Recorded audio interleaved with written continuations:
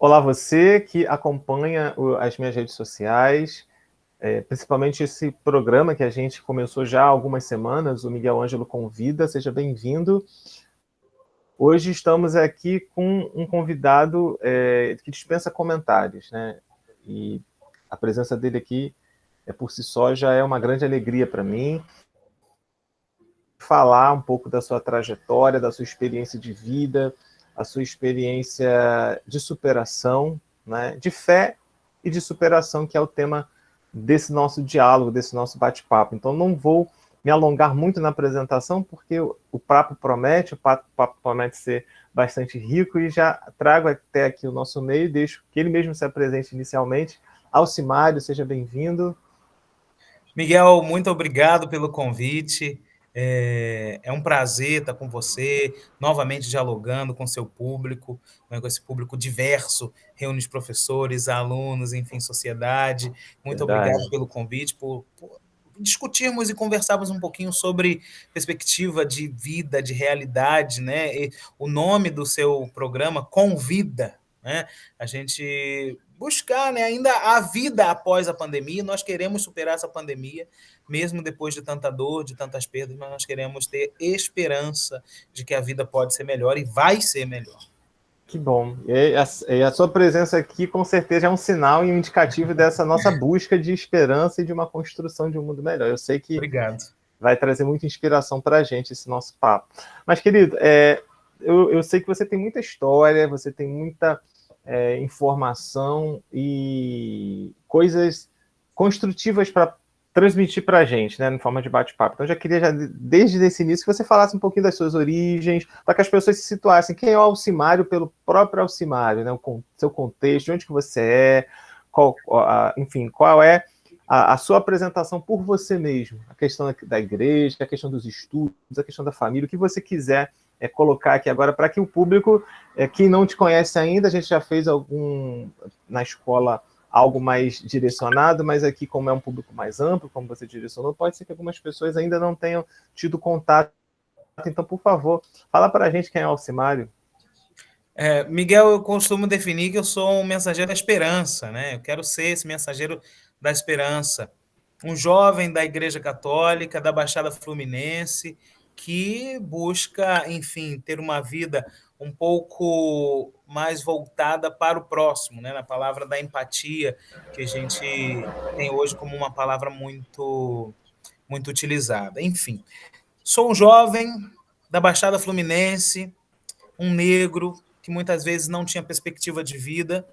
E aí, por causa de uma política pública bem executada, que foi o ProUni, eu cheguei na porta da Universidade Católica, da PUC, né, da principal universidade católica, né, do nosso estado, Rio de Janeiro, né, porque a gente valoriza, né, a instituição que tivemos, hoje é Verdade. as 5 maiores da América Latina, mas eu cheguei lá porque eu resolvi acreditar.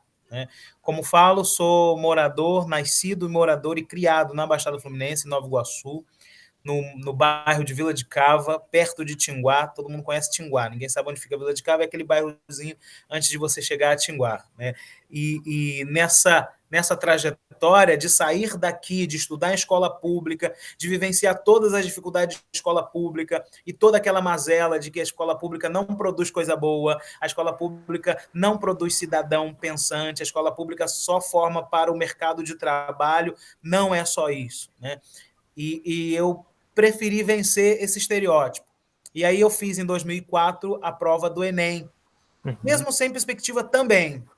Eu estudei meu primário no Colégio Estadual Nilo Peçanha, depois o restante do ensino fundamental no Colégio Marechal Juarez Távora e fiz o curso normal no Colégio Vicentina Goulart, em Miguel Couto. E aí toda a vida na escola pública, não tinha perspectiva, fiz a prova do Enem. A minha surpresa foi que em 2004 eu tinha sido o aluno número 1 do Brasil, né? Tinha tirado 100 na redação. Como que pode, né? Vindo da Baixada Fluminense, da escola pública, tirar 100 Nossa, em que redação. interessante. Né? Vamos, só assim, é muita riqueza. Eu fiquei curioso, e você me permite só Claro. aqui como é que era a relação da família? Você sentia a sua família, pelo visto, assim, você encontrava esse incentivo, esse espaço? Você teve que ao contrário, você teve que batalhar sozinho por conta disso? Como é que foi essa inspiração para você buscar o conhecimento, né, nesse contexto que você disse, tão marcado às vezes pela desigualdade, ou mesmo por um ambiente talvez onde não existam políticas públicas ou um incentivo como a gente gostaria que tivesse, né, uma educação, uma valorização da educação. Como é que você, nesse cenário, se sentiu motivado para buscar isso, né? Como é que foi a sua família nesse contexto? Como é que aconteceu o Alcimário aí se movimentando na escola pública, enfim, querendo algo maior? O que acontecia com o Alcimário que fazia com que ele, dentro desse contexto, buscasse algo além daquilo que ele via muitas vezes ali, né? Miguel, a minha história, como eu falo, é uma história igual a qualquer jovem da Baixada Fluminense. Minha mãe criou 3 filhos sozinha, né? Eu nasci em 82, já em 86, com 4 anos de idade, meu pai abandonou a família, né? Abandonou uma mulher com 3 moleques para criar na Baixada Fluminense. E todo mundo falava, não, esses moleques vão virar bandidos, esses moleques vão procurar o caminho errado. Graças a Deus, ninguém deu para coisa ruim, né? Como se diz, né? Aqui nos nossos grupos, né? Ninguém foi por esse caminho ruim. Mas minha mãe, coitada, era uma faxineira. E tem uma história interessante que você me lembrou, que uma das vezes, Miguel, eu lembro de ter saído com ela numa madrugada e ela faxinava o prédio da Petrobras, aquele prédio ali na Avenida Chile, né? O grandão ali. Perto da catedral ali, né? Isso, do lado da catedral. E era uma madrugada, e eu devo ter ido, ela deve ter me levado, porque eu devia estar com febre, né? Eu devia estar doente, alguma coisa, porque ela não levava a gente para o trabalho dela. E aí eu lembro que nessa madrugada chovia e eu via os pingos de chuva na vidraça da Petrobras. Ela me deixou deitado lá em algum sofá e foi fazer a faxina, que nesses prédios se faxina de madrugada, né? E eu lembrei dessa história no dia que eu voltei como estagiário do IBP, do Instituto Brasileiro de Petróleo e Gás, que eu fiz Relações Internacionais na PUC, né? Então você imagina o contraste. Eu entrei de madrugada pela porta dos fundos, como filho da faxineira, e depois ter voltado como estagiário, e eu fiz um estágio de 2 anos, longo. Nós coordenamos o Rio Óleo e Gás de 2008, então a gente tinha aquelas grandes reuniões de definição, vem a delegação do Texas, vem a delegação da Ásia, então imagina o que é na cabeça de uma pessoa dessa, né, Miguel? Caramba. E essa minha história sempre foi esse misto, assim. Minha mãe, como faxineira, como eu falei, voltando lá à história, não tinha esse conhecimento, né, de apresentar algo, meu filho vai fazer faculdade, não, minha mãe, coitada, ela só queria que a gente estudasse, que a gente não arranjasse confusão durante o dia e que esperasse ela de banho tomado quando chegava da faxina à tarde, né, à noite, né? Então, era isso a perspectiva dela. E eu tinha essa motivação de buscar a sala de leitura, de buscar as bibliotecas, e eu lembro uma coisa, que ali entre os anos 90, 92, que eu estava 7ª, 8ª série, e foi uma política de extermínio da educação, né? Foram acabando as salas de leitura. E eu ia na sala de leitura e falava, por que está acabando com a biblioteca? Por que não vai existir? Foi essa mudança, né? Era biblioteca e virou sala de leitura, que hoje em dia a coisa foi degringolando cada vez mais. Então, eu vivi justo essa transição da falta da biblioteca. E eu era o único que ia visitar a biblioteca. Olha só. Estava lá, né, buscando Don Quixote, Miguel de Cervantes, buscando Cortiço, enfim, todos os outros livros que fizeram ampliar a mente a partir da escola, do ensino da escola pública. Então, não era somente a sala de aula. Eu tinha essa motivação de buscar um pouco mais. Eu sempre quis um pouco mais, né? Então, por isso que eu cheguei nesses outros níveis de estudo, nesses outros níveis de conhecimento a partir dessa motivação. Mas tive sempre minha mãe como base, né? Muitas vezes ela não sabia para onde ia, mas falava, vai. É aquele, tá com medo? Vai com medo mesmo, segue. Legal. E é importante isso, né? Também o apoio afetivo, né? A dimensão afetiva e amorosa, né? Como apoio para galgar e avançar, sim. Né? Agora, você falou, você chegou a atuar em grêmio estudantil, essas coisas, assim, durante o seu ensino médio? Você foi... Como é que foi isso? Eu sempre fui muito político, mas eu sempre fui muito subversivo, né? Quando eu fui fazer o ensino normal, no ensino médio, existia o Grêmio, só que o Grêmio só fazia festinha para juntar dinheiro para fazer o churrasco deles. E aí eu não aguentava isso, e sempre era aquela patotinha, e só eles entravam. E eu sempre fui o gordinho da escola, então eu não era o bonitinho que estava na festinha, que as meninas, né, queriam, né? Então os bonitinhos eram os donos do Grêmio. Aí nós criamos o jornal Os Dissidentes. O que a gente começou a fazer? O nosso jornal começava a denunciar o que o Grêmio fazia com dinheiro, o churrasco que eles faziam, a bebida que eles usavam na festa, o dinheiro da máquina de xerox que ia para o Grêmio, a gente denunciava. Caramba. A gente foi denunciar tanto que a gente mudou a realidade do Grêmio. E foi justo nessa transição lá, né, 99, que era a conquista do passe livre, né, que eu levo até hoje, 93, 94/99, que era o número da lei, né? A gente criou a musiquinha. Então, eu não participei do Grêmio, mas eu participei do jornal, e o jornal foi muito mais combativo do que a própria questão do Grêmio, né? Depois isso aí melhorou um pouquinho, mas o nosso Grêmio era o Grêmio de festinha, era só dos bonitinhos, dos heróis, né? Essas coisas lá na escola. Que a gente sabe, todo mundo sabe como é que é o segundo grau. Sim. O mais bacana nisso aí é que já está lá o Alcimário pensando e buscando alternativas ali de enfrentamento, né? Positivo, né? Enfrentamento eficaz na palavra, no discurso, né? Na denúncia. E até hoje eu tenho ligação com essa escola, com o Vicentina. Até hoje eu tenho ligação com os diretores de todas as escolas que eu estudei. Inclusive, mandar um beijo para a dona Isabel, que foi diretora do Juarez, né? Para o Renato, que foi diretor do Vicentina, para o Zé Roberto, que foi o coordenador de curso, né, de turma. Então, até hoje eu converso com essa galera, até hoje continuo motivando, continuo indo na escola quando sou convidado, né? Hoje, com a pandemia, a gente não vai mais, mas antes da pandemia, estava presente em festas, dialogando com essa galera, fazendo aula inaugural, então sempre motivando para mostrar que é possível, né? A gente precisa ter essa dimensão da esperança, né, Miguel? Se a gente voltar para dentro da nossa teologia, né, nós somos esses mensageiros da esperança, e a gente precisa continuamente, diuturnamente, definindo e mostrando que há esperança. O mundo está difícil, está complicado, não está fácil, as pessoas não estão se amando, mas a gente ainda precisa lá gritar, né? A nossa voz não pode se calar. Sensacional. Nesse tempo você já percebia outras vozes, assim, você sentia que naquele tempo já estava um germe, né? Vamos dizer assim, um início de desenvolvimento desse Alcimário que depois, com o passar do tempo, começou a pensar as questões mais amplas do seu contexto, do seu bairro. Você falou da questão da Baixada, né? E aí você foi ficando mais consciente, talvez, com a medida que você foi amadurecendo em termos de idade, mas também de consciência social. E aí isso também fez parte da sua opção pelas relações internacionais? Apareceu alguma coisa nesse meio do caminho, nesse processo aí? Você tinha interação assim com associações de moradores nessa época, ou alguma questão mais ampla do seu bairro ou da sua localidade?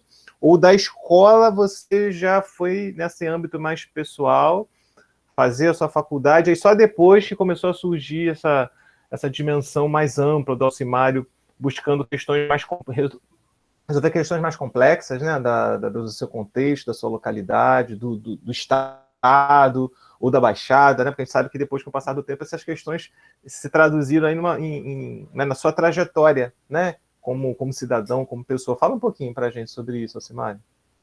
Então, como é que eu cheguei em relações internacionais, né, Miguel? Apesar de eu ter tido a nota máxima do Enem daquele ano, 2004, né? E aí a matrícula era para 2005, a gente nunca acredita muito, né? A gente sempre é gato escaldado, né? A gente não acredita. Então, naquela época... Principalmente naquela época devia ser ainda mais, eu imagino, né? Ainda mais, foi o primeiro Enem. Né? Com certeza. Hoje, se eu tivesse naquela cabeça, se eu tivesse a cabeça de hoje naquela época, eu teria feito medicina. Olha, teria avançado para a medicina, né? Mas naquela época, não. Como é que filho de pobre vai fazer medicina? É impossível filho de pobre fazer medicina. Mas por uma questão de achar, não é possível chegar peso na medicina social. Que é por um peso social. Né? Peso Você social. tinha uma inclinação a essas disciplinas também? Também. Ou você também sentia uma inclinação para essa área de biologia, de saúde? Sim, de Ah, que saúde, bacana, eu não sempre muito sabia disso. perto. Eu sempre fui aquele maluco que olhava um machucado, era o que me enfiava o dedo para tirar a terra e limpar, entendeu? Até hoje, né? A cadelinha da minha mãe foi mordida pelo pitbull, e aí rasgou a perna toda, e eu fui Nossa, lá botar remédio, limpar, tirar a bicheira, essas coisas todas. Então, sempre tive meio carniceiro nisso, sabe? Eu legal. teria estudado bem medicina. Naquele tempo não tinha, né? Você está falando agora, eu não me recordo essa. Sim. Hoje até tem, depois de alguns anos, né, alguma representatividade, embora muito pequena, né, de negros ou de camadas sociais, enfim, que enfrentam Não, problemas hoje é mais uma outra graves. história. Hoje, naquele tempo, Hoje é uma outra história. imagino que com certeza não Não, tinha, né? impossível, Não tinha impossível, ninguém. impossível. Eu até ventilei isso na família, né? Tá maluco? Como você vai fazer medicina? Não tem como Caramba. custear livro, não tem como custear nada, sabe? Até a família. Isso não era, é o peso social mesmo. Isso não fazia parte Uhum, da nossa classe social. Né? Hoje você tem o filho do pedreiro, o filho da faxineira, virando médico. Até no evento que teve em Brasília, em 2015, de 1 milhão de bolsas, e eu fui um dos convidados, né, com a ex-presidente Dilma, e aí foi uma das conversas lá, né, que dessa primeira leva em que eu fui, entre 2005 a 2010, não tinha essa realidade. Você tinha, né, primeiro muitos bolsistas de direito, muitos bolsistas de letras, muitos bolsistas das licenciaturas, né? Eu era um dos esdrúxulos, assim, relações internacionais, uns malucos assim, por isso que eu fui convidado, né? Fui pensado. Como que esse maluco da Baixada Fluminense? Aí foi aquele convite de ir a Brasília para o evento de 1 milhão de bolsas do ProUni. Mas só depois de 2010 para cá que começou a ter essa realidade de filhos de pessoas de classe, né, C, D, E, entrando para a faculdade de medicina. Então, até você ver, né, a política pública precisou pelo menos um lapso de uns 5, 6 anos para uhum. as pessoas se sentirem confortáveis e aí sim cursar medicina. Mas aí, então, voltando lá, Vamos eu lá. não acreditava, né? Aquele primeiro Enem, a gente se inscrevia na internet de escada. Não sei se você lembra disso, né? Lembro, eu sou Computador, desse né? tempo também, não, Aquela eu internet de sou. escada que a gente entrava meia-noite para gastar um pulso só. Me Porque lembro. senão gastava muito. Então a gente esperava dar É. meia-noite. Aquele barulhinho, até dar aquele barulho, que a gente ficava esperando a linha conectar, né? Toda essa O questão. pessoal já, talvez, a Hoje em galera dia não mais sabe o que é isso. recente, Essa galera não sabe o que é isso. não Não sabe o sabe. que que é isso, né? Não, São os internet para eles é guerreiros. Wi-Fi. É, Eles não sabem a dificuldade para a gente que era discar, conectar e é. esperar você ter linha para a E você internet. teve que fazer a sua inscrição nesse cenário. Nesse cenário. E aí, naquela época, você tinha 5 opções. Né? Aham. Eu sempre quis fazer PUC, porque sempre fui menino da igreja, e eu pensei assim, não, vou fazer uma boa universidade, né? Eu queria fazer uma boa universidade na Universidade Católica. Então, para ligar, e já tinha muito essa visão de que a PUC era uma universidade plural, né? Apesar de ser uma pontifícia universidade católica, mas ela tem esse olhar plural, de diálogo, né? Se a gente for comparar, porque é como as universidades americanas, né? As pessoas vêm de diversos pontos e dialogam nos cursos, não está só preso lá no seu curso. Não, eu queria ter essa Sim, experiência.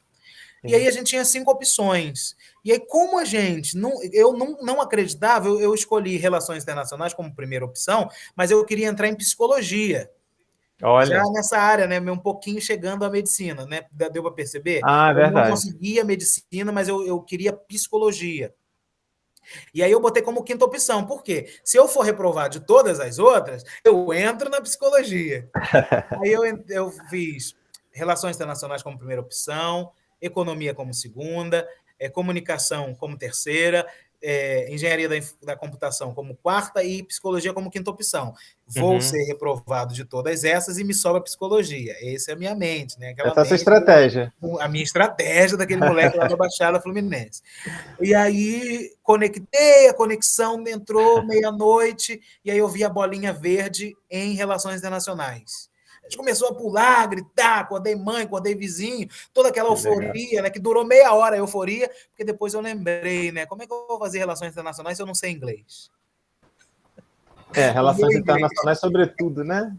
sobretudo, o meu O inglês próprio naquela nome época já era o verbo to be, né? E a gente mal tinha o verbo to be, né? Então, você não tinha inglês. Então, é, é a PUC tinha, você fazia todos os cursos, nacional. a matrícula junto, e relações internacionais, um mês depois você tinha que fazer uma prova de línguas. o que eu fiz como bom jovem da Baixada Fluminense, com swing? Fiz a minha inscrição em Relações Internacionais e fui para a casa de uma tia, que era professora, que tinha uma gramática velha na estante. Né? Toda tia tem uma gramática velha lá de inglês na estante. Peguei aquela gramática, devorei. Claro que você não aprende línguas em um mês, né? Mas eu, pelo menos, tinha uma percepção do que eram as palavras e você poderia responder em português. Então, eu fiz o embromation, né? Entendi alguma coisa, respondi de alguma forma. A PUC, claro que não é uma universidade boba, percebeu assim, esse moleque embromou aqui na prova, mas nós vamos dar uma oportunidade para ele. Muito E aí eu bom. até agradeço a Beth, que era da vice-reitoria acadêmica, foi ela que me pensou e falou assim, vamos ver o que esse rapaz aqui da Baixada Fluminense pode fazer na nossa universidade. E aí a PUC me concedeu a bolsa também da cultura inglesa. Então, ao mesmo Olha que passo que eu fazia maravilha. relações internacionais, eu fui aprendendo a ter para ter a proficiência em inglês. Então, a própria universidade me pensou lá. Então, foi por isso que eu parei em relações internacionais. Né? Eu tinha vivido a experiência da Jornada Mundial da Juventude. Naquele ano foi a Jornada de Colônia. Né? João Bento Paulo tinha... 16, né?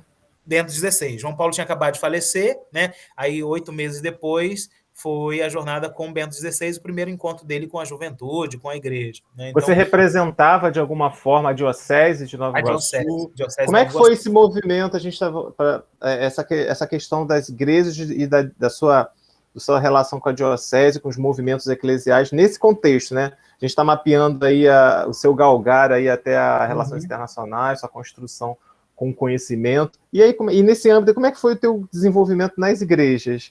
Na juventude, que você atuava nessa época, né, nesse período aí, né, de antes do vestibular, na entrada das relações internacionais, como é que era a sua relação com a igreja? Rato de igreja, né? Minha Música mãe, já? Já era música já naquele desde tempo? que nasci na igreja. Eu nasci na igreja católica, na paróquia São Sebastião, em Vila de Cava, diocese de Nova Iguaçu, amada diocese de Nova Iguaçu. Inclusive, quero deixar um abraço a Dom Gilson, nosso novo bispo, e Dom Luciano, bispo emérito, que aí eu tenho ele como pai, além de pai espiritual, mas um pai realmente na vida, Dom Luciano Bergamin. Coisa boa. Cresci na igreja pastoral da juventude. Minha mãe fazia questão que íamos para a catequese, e aí estava sempre na catequese, fui crescendo nesse diálogo de pastoral da juventude, então tendo essa consciência, né, da teologia para o encontro do outro, da teologia para o atendimento, aquela teologia que olha o sofrimento daquele que sofre e busca atender. Né? A gente até evita falar algumas palavras para a gente não entrar nessa dicotomia, né, Miguel? Sim, é Porque bom.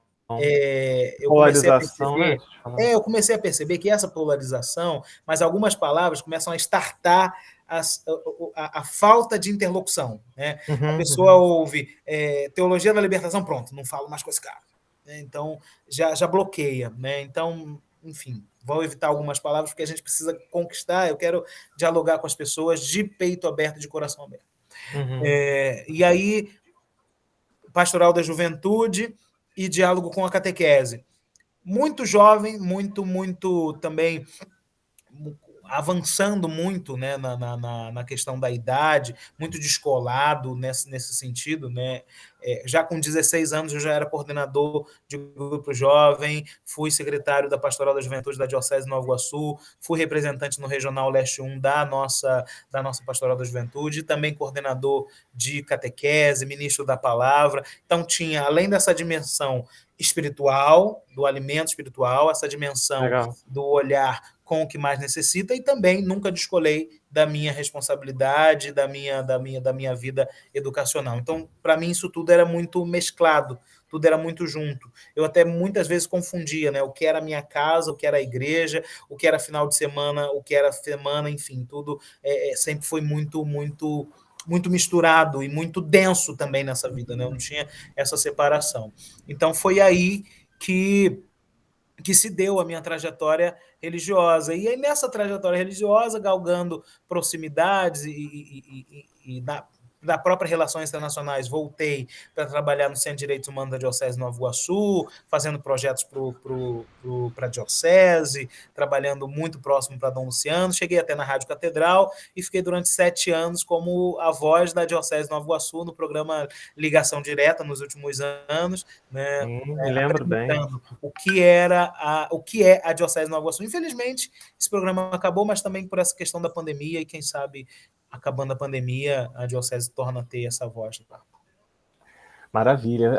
Vamos então entrar agora nesse seu tempo de PUC. Você citou aí, a gente está vendo aí sua trajetória, né, humana, familiar, espiritual, estudantil, e aí o Alcimário, aquele menino que entrou um dia dentro de um espaço que jamais imaginaria voltar anos atrás, né, profissionalmente, entrou lá com a mãe faxineira, e aí anos depois ele volta naquele espaço.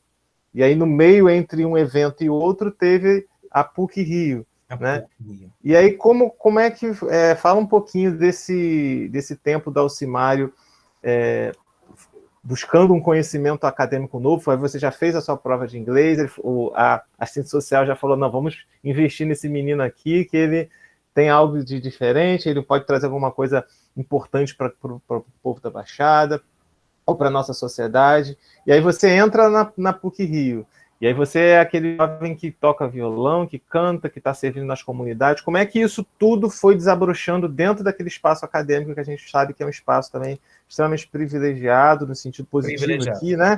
Você falou de trocas, de experiências diversas que vão agregando, né, no nosso ser, na construção do nosso ser. Fala para a gente um pouquinho do Alcimário dentro da PUC. Miguel, a PUC é o divisor de águas, né? Eu nem quero romantizar o período na PUC, foi um período muito difícil para mim. Como a gente iniciou a nossa live falando, né, a PUC, uma das 5 maiores universidades da América Latina, imagina qual é o peso disso para um jovem da Baixada Fluminense de escola pública. Além disso, qual é o peso de você fazer parte de um curso de Relações Internacionais, né?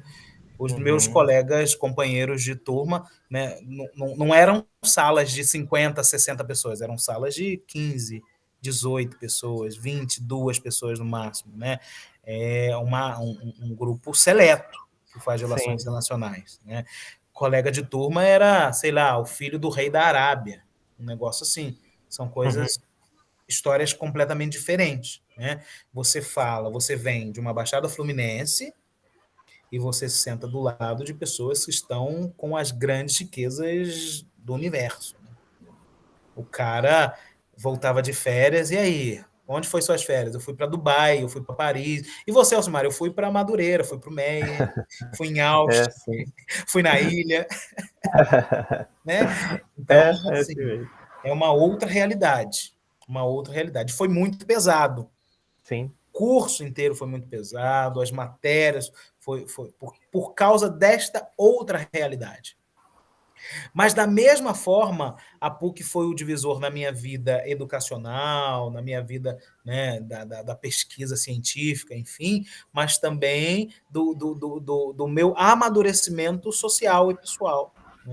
Você sabe que a PUC tem esse caráter filantrópico. A PUC é uma universidade filantrópica, né? Não é uma universidade privada, no estrito senso, ela é filantrópica. Então, e vindo das comunidades eclesiais de base, vindo desse diálogo de uma diocese que tem muito esse olhar, né, da luta, né, Dom Adriano, que foi preso na ditadura, foi pintado de vermelho, a diocese de Nova Iguaçu, a catedral foi explodida, né, teve um atentado. Então, você tem essa diocese todo com esse movimento. Eu não poderia sentar na cadeira da PUC e cruzar os braços. Não.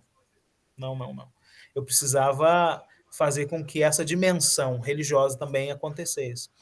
E aí, o que você se identifica? Você passou pelos corredores da PUC, né? Você sabe que a gente vai fazendo os guetos, né? Vai ali, vai se identificando com aqueles que são mais próximos da gente. Não, apesar de eu ser Relações Internacionais, eu não saía do departamento de Sociologia, não saía lá da casinha de serviço social. Pastoral, né? Também, né? Pastoral. A pastoral foi assim, a pastoral era o nosso recarregador de energia. Né?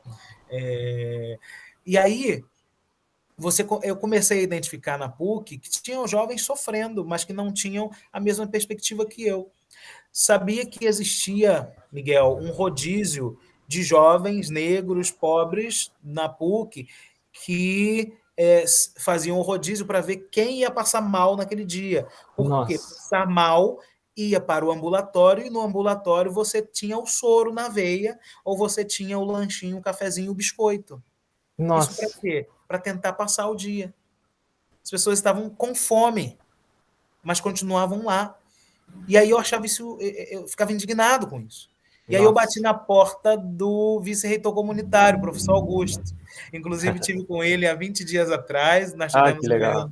nós tivemos um evento na PUC, fiz a foto com ele, muita saudade dele, mandar um beijo para ele, mandar um beijo para a Luiz Helena, que foi diretora do Departamento de Serviço Social, que hoje está aposentada, foi substituída pela Andréa Clapp, né, que hoje é coordenadora de Serviço Social, e a Andréa Paiva, que coordena lá a assistência social da Vice-Reitoria Comunitária. Mandar um beijo, um abraço para esse povo, que a gente precisa muito deles. Eu vou te falar por quê.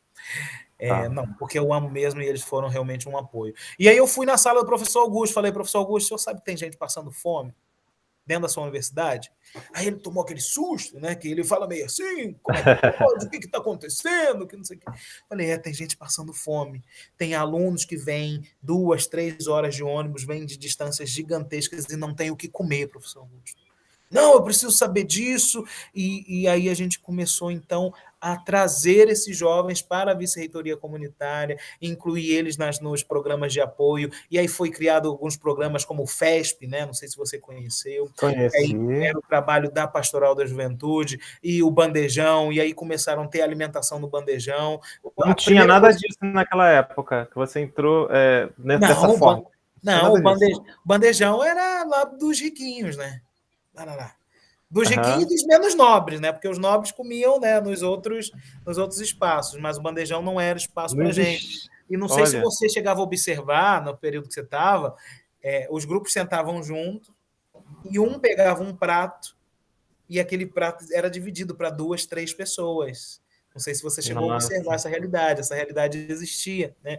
E aí começaram a ter as políticas públicas, né, da própria universidade de ticket para o bandejão, de Sim. ticket para compra de livros, de ajuda no transporte. Então, a universidade começou a fazer esse respiro, né, esse acorda para esses jovens conseguirem concluir o curso. Né? Mas não digo que isso aconteceu comigo, não. Eu fui uma das vozes de não ficar parado e de apontar o dedo. Isso já vem, né, de uma construção, da construção das freiras. E aí a pastoral da PUC é o espaço crucial desse desenvolvimento, né? Porque mantém ali o esteio da ligação religiosa, do olhar com empatia e da vida acadêmica. Né? Muitos dos jovens tinham a pastoral como um espaço, né, de não surto, né? Que É. você tinha todo momento de aula e aí você corria para a pastoral e lá você tinha o alento, né? O alento do violão, às vezes um grupo de vivência, às vezes alguém para conversar, para dialogar.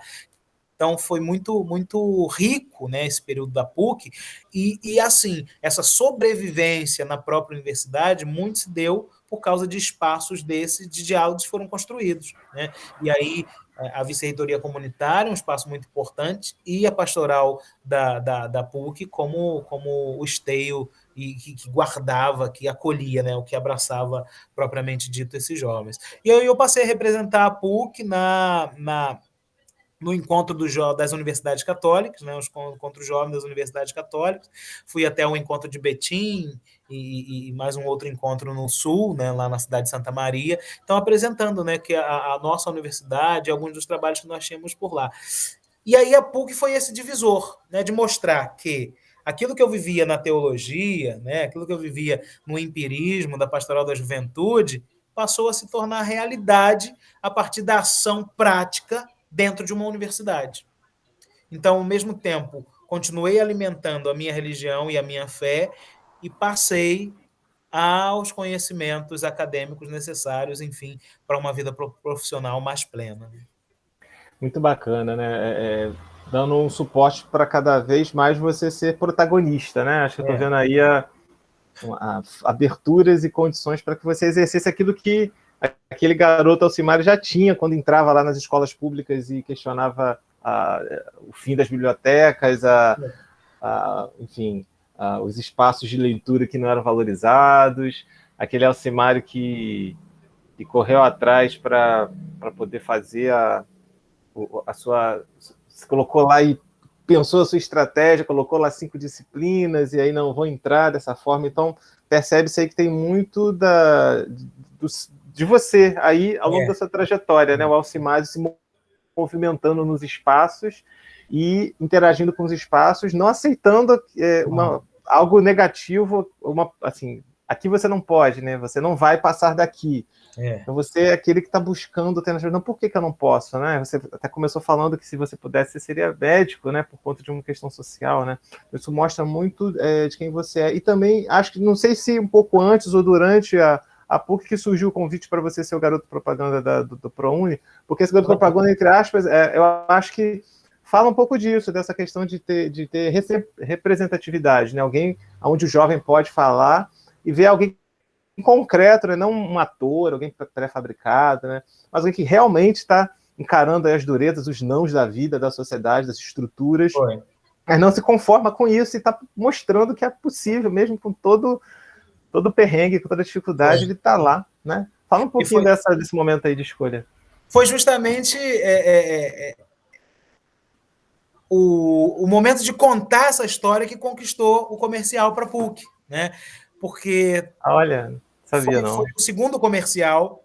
O primeiro comercial tinha acontecido 2 anos antes, com uma jovem da Bahia que estava fazendo medicina, né, lá na Santa Casa de São Paulo, e depois o Ministério da Saúde convidou a Tizuki Yamazaki, né, para fazer a diretora dos filmes da Xuxa, Barará Pão Duro, para fazer o comercial do ProUni.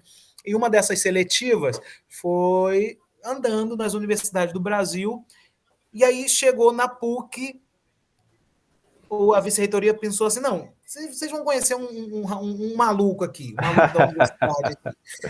E eles até publicaram esse vídeo, viu, Miguel? Depois eu vou ver o link para você. Que legal, é um vídeo que eu estou de camisa verde, aí contando a minha história, contando toda essa história, com óculos daqueles anos lá, né?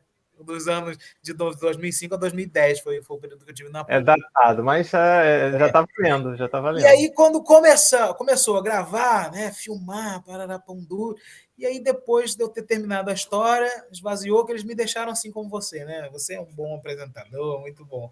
Deixaram eu falando, e aí eu fui falando, depois quando eu olhei para trás das câmeras, né, porque você sabe como é que é essa galera, né? Aquelas câmeras de última geração, é a diretora, é a luz, que não sei o que, é todo um cenário. E aí a gente conseguiu destruir aquele cenário e mostrar a realidade. Isso que eu estou te mostrando aqui. Todo mundo chorando atrás da câmera. Nossa, que legal. Edson falou assim, achamos.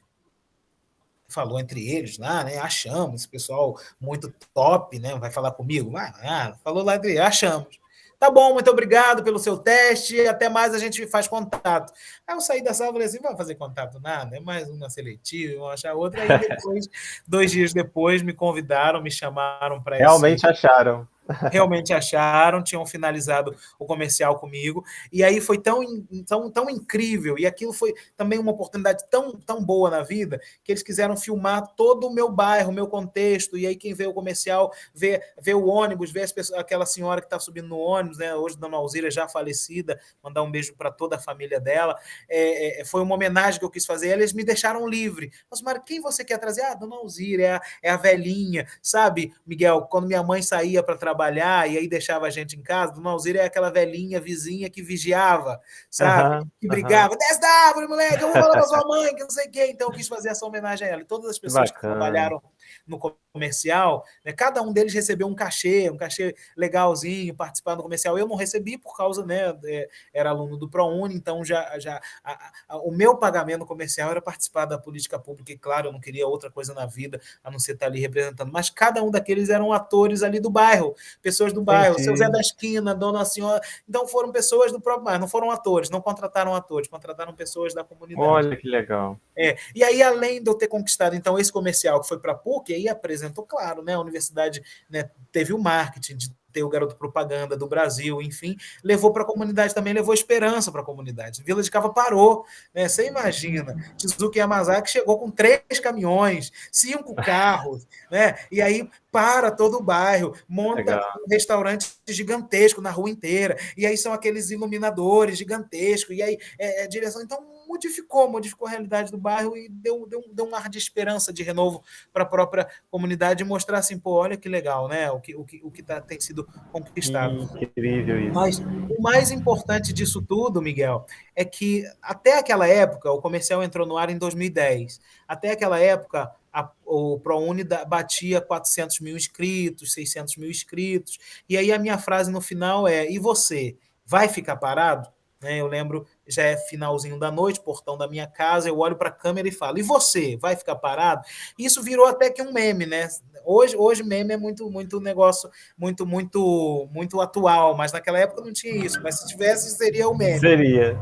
Porque começou a criar em grupos de Orkut, aquela época era Orkut, né? Uhum. E você vai ficar parado, e não sei o que, sai do sofá para lá, pão duro, Alcimário do ProUni. Viralizou, né?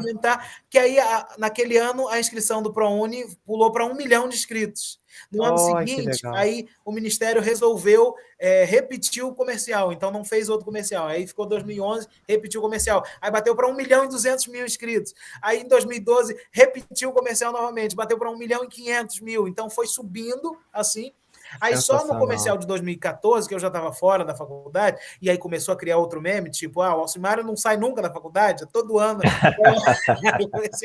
Aí o comercial passou a ter outros jovens e eu entrava só no final. Aí entra a cena que eu te falei, a cena de eu chegando na Petrobras, como agora, Nossa, como um profissional discutindo as questões de combustíveis, né, de energia na Petrobras. Que era o período do teu estágio lá, né? Que você falou, né? Já era o período pós-estágio, né? 2013 eu já tinha saído da faculdade. Muito legal. Eu acho que, eu acho não, né? Com certeza eles te mantiveram ao longo dos anos porque perceberam o impacto disso. E assim, eu pessoalmente, eu te conheci dentro da PUC nessas corredores, nessas andanças, mas a minha primeira imagem, quando eu te vi, falei, o rapaz da propaganda. E o bom foi isso, que não era um ator, não pegaram um ator, não, era a vida mesmo, era a realidade mesmo. E isso acho que fala muito. Até o professor que passou no comercial, eu escolhi o professor Rodrigo, né? Vamos lá, eu quero esse professor, porque esse eu tenho mais identidade, é um jovem. Então, tudo assim foi bem escolhido, foi real. Não tem nenhum ator contratado naquele comercial. Se você recuperar o comercial no YouTube, ali não tem nenhum ator, né? São todos ou personagens da PUC, alunos da PUC, ou gente da comunidade aqui do meu bairro. Sensacional, Alcimar. E aí você falou do pós-universidade. E aí, como é que foi o Alcimário formado? Como é que foi, assim, depois e até esses dias atuais? Como é que, se você puder resumir para a gente, aí você saiu, você se formou, você demorou quanto tempo? Você falou que foi difícil, e aí superou as dificuldades, como é próprio de você, né, da sua característica, aí você saiu, conseguiu se formar. E depois, como é que foram os leques profissionais, os leques religiosos, de serviço, o Alcimário, como é que foi? Foram 5 anos, né, Miguel, na PUC, de 2005 a 2010. Eu entreguei a minha monografia em 2011. E aí, com este olhar todo, eu queria falar alguma coisa da Baixada Fluminense. Você sabe que Nova Iguaçu foi uma das províncias mais importantes da época do Império, né? Eu queria ter escrito sobre isso, né? Sobre a exportação de laranja. Nova Iguaçu exportava laranja. Até hoje, a prefeitura está até recuperando o Porto de Iguaçu, então tinha todo esse trabalho. Mas claro que a PUC, os professores do IRI, né, do Instituto de Relações Internacionais da PUC, não iam aceitar eu falar uma coisa histórica, né? Tu vai fazer história, então. Você está fazendo relações internacionais. E aí eu queria falar alguma coisa que desse voz. A gente sabe que monografia, né, no cenário científico, é porta de entrada, quase ninguém vai citar a sua monografia, quase ninguém vai ler a sua monografia. Né? Mas eu queria falar alguma coisa que desse perspectiva. E aí eu fui falar sobre as crianças soldados nas favelas do Rio de Janeiro. Caramba. Não conseguia orientador, né? Ninguém queria orientar. Era o início da UPP, a gente só tinha aquela UPP da Santa Marta, né, do Morro Dona Marta aí, Então só tinha um conhecimento dessa política pública de UPP, que infelizmente, né, por abandono, pôde não ter avançado, mas serviu para alguma coisa, para tirar a ostentação das armas naquele período. E aí eu quis aplicar a política de segurança internacional, né, que você tem. Segurança internacional no sentido de crianças soldados, aquelas crianças que estão próximas aos grupos criminosos em estados que estão beligerantes, né? E aí a criança soldado ou para o casamento forçado, né? Você tira a menina para o casamento com o grupo criminoso, ou você tira ele para fazer parte do grupo criminoso, para ser, enfim, um miliciano naquele grupo, né, um lutador e ostentar as armas, ou você tira ele para serviço, né? E aí eu observei, né, das nossas comunidades, né, tem alguma coisa diferente aqui, da menininha que se encanta pelo traficante, e aí é mais uma das mulheres do traficante nas comunidades, ou do menininho que entra para o grupo criminoso, e aí vai ali, né, ser o aviãozinho, ser o apitador, ser ou o seu próprio soldado mesmo, ou aquele que vai trabalhar na indolação da droga, enfim, na venda da droga, essas coisas todas, né? Então tem muita proximidade. Só que tendo toda essa proximidade, o Brasil não aceita isso. Porque se o Brasil aceitar que nós temos crianças soldados, ele precisa ter uma política pública de reinserção dessa juventude na sociedade, né? Por quê? A criança que é caracterizada como criança soldado, ela precisa ter todo o trabalho psicológico, o trabalho de organização da família, para que ela volte para a família. Ela sai do grupo criminoso e volte com a cabeça de sociedade, né? E qual é o tratamento que nós damos para as crianças que estão nos grupos criminosos no Brasil? Não tem. Você tem as casas de detenção para menores infratores, né? A gente tem aqui no Brasil, aqui no Rio de Janeiro é o Degase, né? Que já foi a Funabem, né? Todas essas coisas. Em São Paulo tem, esqueci o nome agora, não me vem na cabeça, né? Que já nem existe mais. Esqueci o nome, mas depois a gente lembra. Mas enfim, a gente tem a detenção para esses jovens.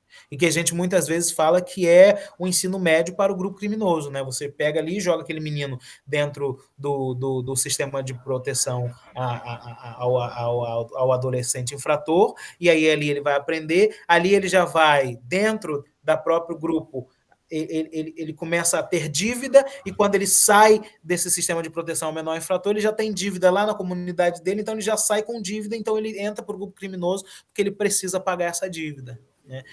Você não tem uma política de reinserção nele na sociedade, você joga ele lá na casa de custódia desse jovem e, enfim, abandona ele. E aí eu apresentei nessa monografia, e a gente, naquele período de 2010, 2011, entrando ao UPP, só tinha 3 pessoas escrevendo sobre isso, né? Era eu, um jovem da PUC, e aí por isso que eu devo ter tido um diálogo maior, de ir para as comunidades, de fazer a visita, e eu lembro que eu tive que ir até a Rocinha, pedir ao NEM da Rocinha para fazer, que eu queria conversar com o jovem que estava lá, desde o endolador, ao soldado, ao que solta pipa, enfim, para fazer esse raio-x do grupo criminoso. Aí eu fui pedir ao NEM, e aí eu só cheguei até o NEM porque eu era aluno da PUC, se não fosse aluno da PUC, não conseguiria chegar a ele. E eu lembro que até nessa reunião com ele junto lá, né, com o grupo criminoso, e o NEM até era uma pessoa até muito educada, né? Se alguém, a história dele diz, né, que ele entrou por causa do crime, por causa da operação da filha, enfim, não quero entrar nisso. Mas ele falou assim: olha, gordinho, você só vai descer porque a gente gostou de você, senão você ia para o micro-ondas. Mas deixou eu conversar com todos os jovens, e aí só eu estava escrevendo isso, um pesquisador francês, o Dodney, estava fazendo doutorado e escrevendo sobre isso, e o Falcão, né, que depois virou o filme Falcão Meninos do Tráfico. Né? Claro que Falcão já era artista, todo mundo sabe da pesquisa dele, enfim, mas nós 3 estávamos escrevendo nesse sentido. O Dodney voltou para Paris, voltou para a França para terminar seus estudos, e o Alcimar ficou aqui no Rio de Janeiro. E aí, por ter sido uma monografia da PUC, aí eu volto a falar do peso da chancela da Universidade Católica, né? E aí de ser filho da PUC, o governo do estado do Rio de Janeiro percebeu ali, né, que tinha um pouco de realidade aquilo que eu estava escrevendo. E aí a política de entrada da UPP, a política de tentar apaziguar e de resolver tensões nessas comunidades, um cara de Relações Internacionais, aí eu fui convidado a trabalhar na Secretaria de Direitos Humanos, que fazia parte da Secretaria de Assistência Social do Estado do Rio de Janeiro. E aí eu passei a coordenar o programa Protejo, que era o programa de proteção a jovens em territórios vulneráveis. Então, todas as 32 comunidades do Rio de Janeiro, desde aqui, né, Rocinha, Pavão, Pavãozinho, Cantagalo, Baixada Fluminense, aqui em Miguel Couto, em Austin, Paracambi, até Macaé, lá nas Malvinas, enfim, todas as comunidades, eu passei a coordenar esse programa que tinha 3 caminhos, né? Um caminho os 3 caminhos para recuperar o jovem, e aí ele escolhia dos 3 caminhos. Um era pela educação, e aí no sentido da educação, a gente contratava professores para dar formação, professores para dar reforço, no sentido da educação, então a gente contratava professor de esporte a partir daquela comunidade, seja de handebol, de vôlei, de futebol, ou nas artes, e aí a gente contratava professores para a arte, né? Quer ser DJ, quer ser músico, quer ser arte cênica, então tinham esses 3 caminhos, o jovem da comunidade, mas não o jovem qualquer da comunidade, a gente queria aquele jovem que estava já dentro do grupo criminoso, né? Então, eu subia nas comunidades, subia nas favelas para conversar com os donos do morro e para falar assim, nós não estamos aqui em guerra com você, a gente quer esse jovem e aí dar a oportunidade dele escolher permanecer no grupo criminoso ou querer ter um caminho diferente. E aí entrava novamente, né, Miguel? Além da experiência acadêmica, a experiência de comunidade, a experiência da Pastoral da Juventude, a experiência de igreja, de Tava tudo conversar ali, com né? os caras, de subir na comunidade, de ter esse olhar, de ter esse diálogo e de tentar conquistar. Conseguimos tirar alguns jovens do caminho criminoso. Conseguimos. Temos algumas estatísticas. Nossa. Outros a gente perdeu, né? Outros continuaram no grupo criminoso, porque aí era a escolha deles. Então, eu trabalhei de 2010 a 2014 nesse programa de proteção aos jovens, né, em situação de vulnerabilidade. Caramba, impressionante, assim, como que conforme vai passando o tempo, a coisa vai ficando séria, vamos dizer assim, né? Séria que aí você vai trazendo... E piora, vou te falar que piora. Piora. Piora. E aí, em 2014, esse programa deixou de acontecer, mas aí, por causa dessa experiência, dessa bagagem, eu passei a trabalhar com o programa de proteção a testemunhas, né? No sentido de cuidar das testemunhas de crimes nessas comunidades, né? Eu não presenciei nenhum crime, já deixa claro isso, né? Porque a gente precisa ter também esse sentido de segurança. Eu coordenava no sentido de organização administrativa, né? Eu não conheci nenhuma testemunha de crime, eu não presenciei nenhum crime, eu não tive nenhuma ação de julgamento, mas eu fazia a administração do programa de proteção. E aí, de 2016 a 2018, a gente passou a coordenar esse programa de proteção. Depois de 2018, eu queria ter uma vida mais leve, né? Aí, depois de 2018, você já estava aí super envolvido com essas demandas de reconstrução social, né? Eu acho que tem muito do Alcimário, em todo o seu percurso é sempre o Alcimário transformando, não se deixando levar um não na sua frente. Exato. Né? O não seja das comunidades, através lá do chefe do tráfico, o não da sociedade que não permitia que um menino negro da Baixada galgasse um posto, o não da biblioteca que estava para fechar e não poderia. Então é alguém que teve que estar constantemente não se deixando subjugar, né, e passivamente aceitar a realidade. E aí eu queria que você falasse, para a gente caminhar já para o final, acho que isso deve estar, de alguma forma, no teu livro, Efeito Vencedor, porque eu acho que tem a ver com tudo que você está falando aí, né, realmente é alguém que galgou vitórias, né, digamos assim, que não caíram no seu colo, mas você foi atrás, você construiu um caminho, e está sendo muito bacana por causa disso. E de 2018 para cá, até hoje, como é que tem acontecido, o que o Alcimário tem feito, quais são as ideias dele nesse tempo de pandemia e a perspectiva dele para frente, para o que a gente está vivendo hoje? Fala para a gente. Aí a gente passa para o momento mais importante. Porque eu passei por esses processos todos, né? A gente pode dizer no high politics, né? eu estava em diálogo direto com secretários de governo, direto com o governador, né? À época era o Sérgio Cabral, enfim, não quero discutir a questão, né, criminosa, que ele está lá condenado e que pague pelos crimes que ele fez, mas quanto governador nessas políticas, ele era um governador muito efetivo na questão da direção da política pública, né? Ninguém pode falar mal do Sérgio Cabral no questão das comunidades, né? Do que ele atendeu às comunidades. Então, não vou entrar aqui na defesa dele, também não vou entrar nisso, vou entrar na política pública.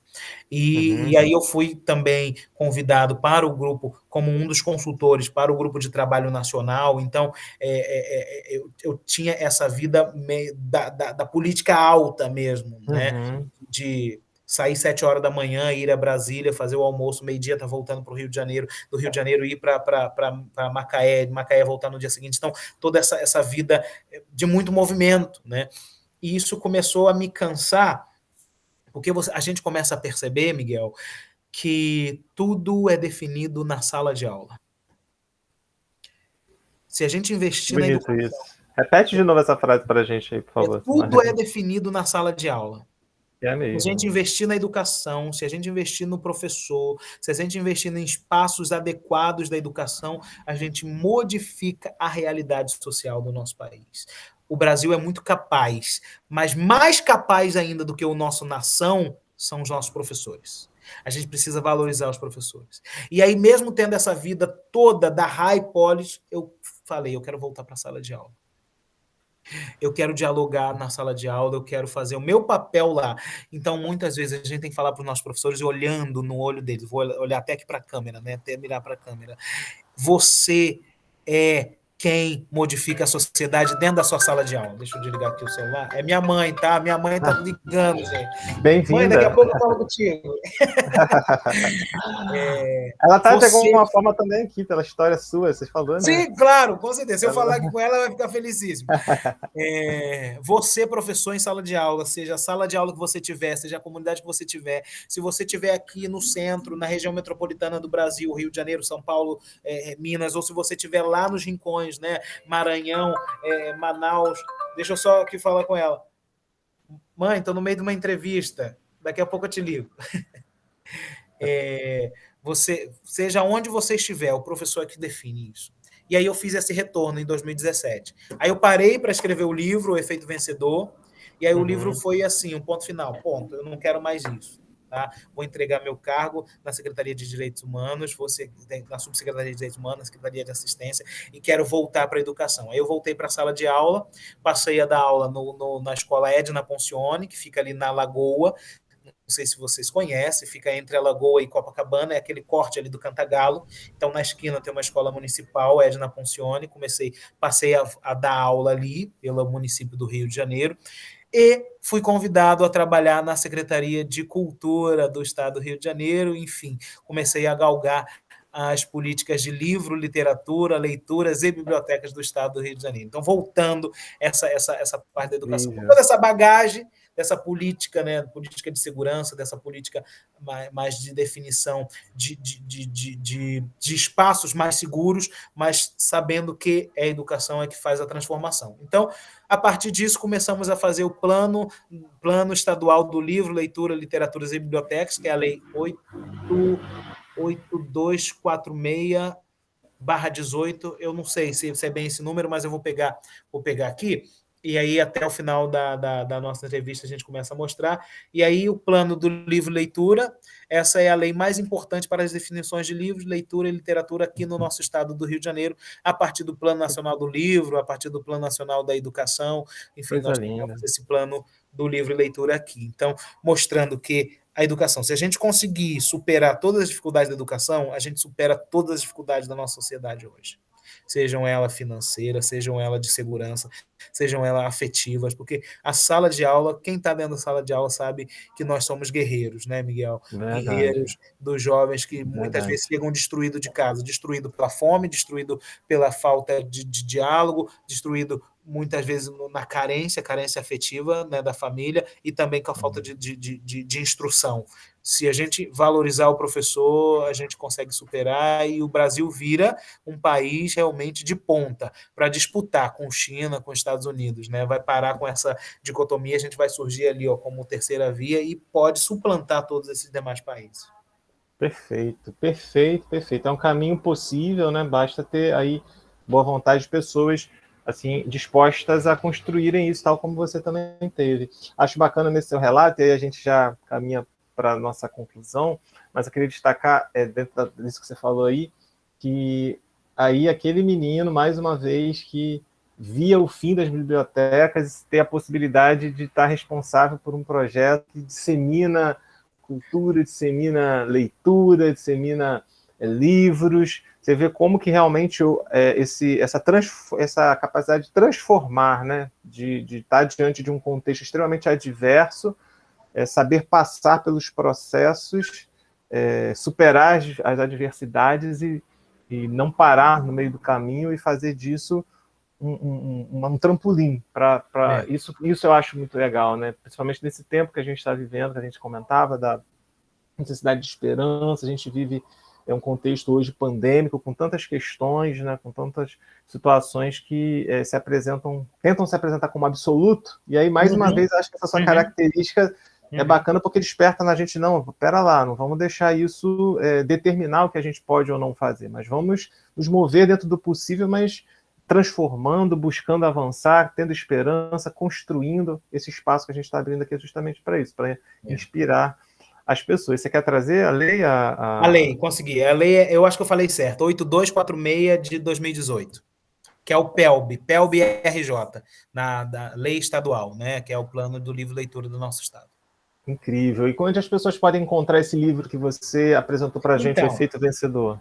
Aí eu pedi agora na editora mais 100 exemplares, né? A gente conseguiu já vender 300 exemplares. Vender não, né? A gente vende, a gente doa, a gente sorteia. Tá no pacote aí. Faz um pacote. Desde 2018, como eu falei, então quis voltar para a sala de aula. Então, em 2018, 2019, eu passei em todos os festivais literários do nosso estado do Rio de Janeiro, e os fora do estado que eu consegui também frequentar, mas não só as grandes festas literárias, as pequenas também, né? Fui em todas as bienais do Rio, do Livro do Rio, nas festas literárias de Paraty, mas também na festa literária lá de São Fidélis, né? Semana da Poesia de São Fidélis, evento literário de Itaperuna, Festival Literário de Cordeiro, enfim, de Madalena, Santa Maria Madalena, que tem um festival literário também muito bonito, gostoso, muito pequeno. Então, passei aí em todos esses eventos, desde os grandes aos pequenos, para falar disso, falar da educação, falar do livro, falar da leitura, falar da superação das dificuldades. E também em escolas, né? Todas as escolas que me chamaram, eu fui, as que conseguia fazer agenda para ir lá, para fazer presença, para mostrar para o nosso jovem que devemos ter perspectiva, que a gente tem esperança de amanhã. E, Miguel, voltando nisso, também não abandonei a minha vida acadêmica, né? Entrei para a universidade, para a UFRJ, para fazer direito, exatamente. Enfim, a questão de pandemia, aula online, tanto dar aula como receber aula online é bem complicado. Eu ainda não terminei, estou no último período, devo terminar nesse ano o direito, e já falei já falei com o professor Augusto, volto para a PUC ano que vem para fazer o mestrado em serviço social, para estudar. Ai, que maravilha. Estudar esse período que nós estamos vivendo. Não é possível que a gente avançou em política pública, a gente buscou dar oportunidade de educação, enfim, e aí a gente tem essa quebra em 2015, e a gente entra nesse Brasil egoísta. O nosso povo não é egoísta, o nosso povo não é odioso, o nosso povo não é o que nós estamos vivendo hoje. Então, eu quero estudar esse fenômeno. O que aconteceu? Quem nós somos? Eu não reconheço que nós somos esse Brasil. Eu não reconheço que nós somos o Brasil em que pastores vão para a igreja fazer sinal da arminha. Isso é sinal da arminha. Eu não reconheço esse Brasil em que um presidente vai para a marcha para Jesus e faz assim, né, o sinal. A gente que é de comunidade, a gente que é de segurança, sabe que esse sinal é de execução. Não reconheço. Então, esse Brasil não existe. Eu preciso estudar. Que fenômeno é esse? Então, meu próximo patamar aí é fazer esse mestrado em serviço social na PUC e tentar dar essa resposta. O que aconteceu com o Brasil de 2015 para cá? Quem nós somos? O que definiu isso? Alcimário, a gente ficaria aqui, assim, com certeza por mais 1 hora, 2, ficaríamos aqui bastante tempo, porque é uma troca muito rica, é uma experiência de vida que eu tenho certeza que vai trazer muita esperança e acredito que movimento nas pessoas também, né? Diante do contexto que muitas vezes restringe, mas o pensamento não fica restrito, né? O nosso ideal, o nosso mover para transformar a realidade não pode parar, e é por isso que a gente está com esse espaço aqui, exatamente por causa disso, né? Convidando pessoas das mais diversas perspectivas para a gente dialogar fé com diversos assuntos, diversos temas, trazer experiências, para que as pessoas acessem de alguma forma também, percebam que elas fazem parte desse contexto e devem transformar a realidade. Então, quero te agradecer muito, meu amigo, por você ter aceitado esse convite. Eu quero, antes de terminar, eu sei que você é músico, que você canta também, que você possa dar uma palhinha para a gente. Você falou de São Fidélis, eu lembro de um vídeo que você colocou lá, não sei se você substituiu alguém que ia cantar. Tá na minha memória isso, não foi? Eu lembro disso. Foi. E aí você fez um evento, uma parte musical lá. E assim, só essa dimensão da música, porque eu também sou músico. Então, termina com as suas palavras finais e aí escolhe um trecho de alguma música que você queira compartilhar com a gente, por favor. Enfim, depois, como eu falei, o Efeito Vencedor, também tem outros escritos que resolvi publicar durante a pandemia, então estão na rede, na web, só você procurar lá no Wattpad, Alcimário Júnior, e tem alguns publicados também nas minhas redes sociais, né? Alcimário Júnior é fácil de encontrar lá. E também o livro do Lion, que é um livro infantil, uma coletânea de livro infantil, são 5 livros que ainda não foram publicados também, pretendo publicar para o próximo ano, a partir do momento que a gente tenha todo mundo vacinado e superado essa pandemia, e eu voltar a calçar minhas sandálias e pegar a mochila e quero sair aí pelas escolas, pelos festivais literários, pelos eventos para divulgar esse livro do Lion, que fala muito desse caráter, fala de ética, fala de moral, fala de amor na família, amor pelo próximo, enfim. E é o que estamos precisando, né? Com certeza. Exatamente. Obrigado, Miguel. Que Deus abençoe você, todos os seus ouvintes, todo mundo que acompanhou com a gente aqui. Muito obrigado. E vamos terminar com o Tim Maia, né? Gosto muito de Tim Maia. É sempre inspirador. Manda sempre ver inspirador. aí. Escolhe uma música. Ver se você vem. Não te troco nessa vida por ninguém, porque eu te amo, eu te quero bem. Acontece que na vida a gente tem ser feliz por ser amado por alguém, porque eu te amo, eu te adoro, meu amor. A semana inteira fiquei esperando pra te ver sorrindo, pra te ver cantando. Quando a gente ama, não pensa em dinheiro, só se quer amar, se quer amar, se quer amar. De jeito maneira, não quero dinheiro, eu quero amor sincero, isso é que eu espero. Diga ao mundo inteiro, não quero dinheiro, eu só quero amar. É isso, né? Vamos dar esperança para o povo. Parabéns, e de fato que a gente possa ir por esse caminho, né?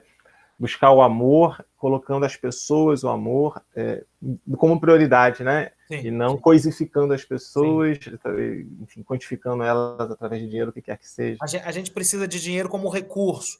Como um meio, não como um fim, né? Como um fim, exatamente. Você falou tudo. O professor entende de tudo. Nós somos.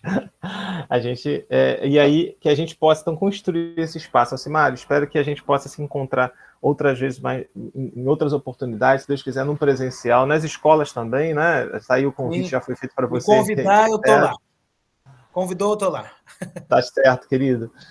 Esse foi o Alcimário e esse foi a edição do Miguel Ângelo Convida. Trouxemos hoje o Alcimário Júnior, que trouxe o seu exemplo de vida, a sua relação com a fé, com a superação das adversidades. A gente espera que tudo aquilo que a gente conversou aqui possa inspirar você que está aí do outro lado a ser alguém também motivado, alguém que transforme as dificuldades, que não pare no meio dos obstáculos e supere galgando um caminho de construção individual e social.